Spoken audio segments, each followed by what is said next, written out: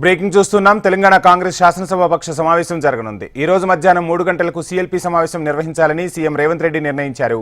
హైదరాబాద్లోని మర్రి చెన్నారెడ్డి మానవ వనరుల కేంద్రంలో సీఎం రేవంత్ రెడ్డి అధ్యక్షతన ఈ సమావేశం జరుగుతోంది. పార్టీ ఎమ్మెల్యేలతో రేవంత్ రెడ్డి కీలక చర్చలు జరపనున్నట్టు సమాచారం.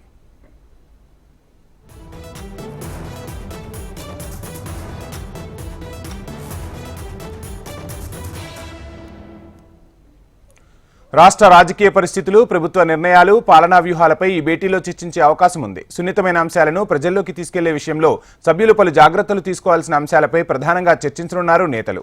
బాధ్యత గల పదవుల్లో ఉన్నవారు మాట్లాడే మాటలను వక్రీకరించేందుకు వీల్లేకుండా జాగ్రత్తలు తీసుకోవాలనే విషయంపై ఎమ్మెల్యేలకు అవగాహన కల్పించబోతున్నట్టుగా సమాచారం.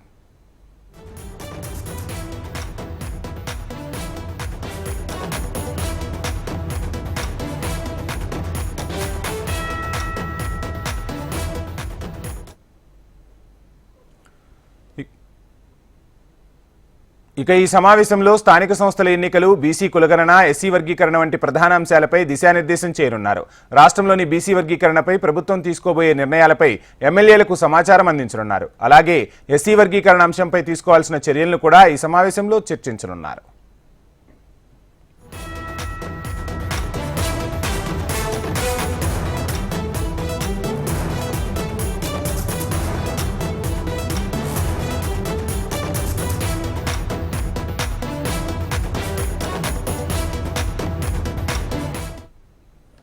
ప్రస్తుతం రాష్ట్రంలో కాంగ్రెస్ సర్కార్ అధికారంలోకి వచ్చిన తర్వాత పాలనా వ్యవహారాలపై విపక్షాలు తీవ్ర విమర్శలు గుప్పిస్తున్నాయి.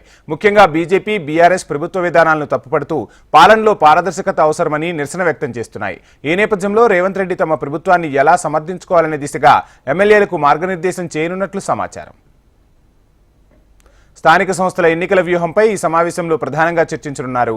పల్లె, పట్టణ స్థాయిలో కాంగ్రెస్ బలపడేందుకు తీసుకోవాల్సిన చర్యలను రేవంత్ వివరించనున్నారు. పార్టీ గెలుపుకు అవసరమైన చర్యలను అమలు చేయడం కోసం ఎమ్మెల్యేలకు ప్రత్యేక సూచనలు చేయనున్నట్టుగా తెలుస్తోంది.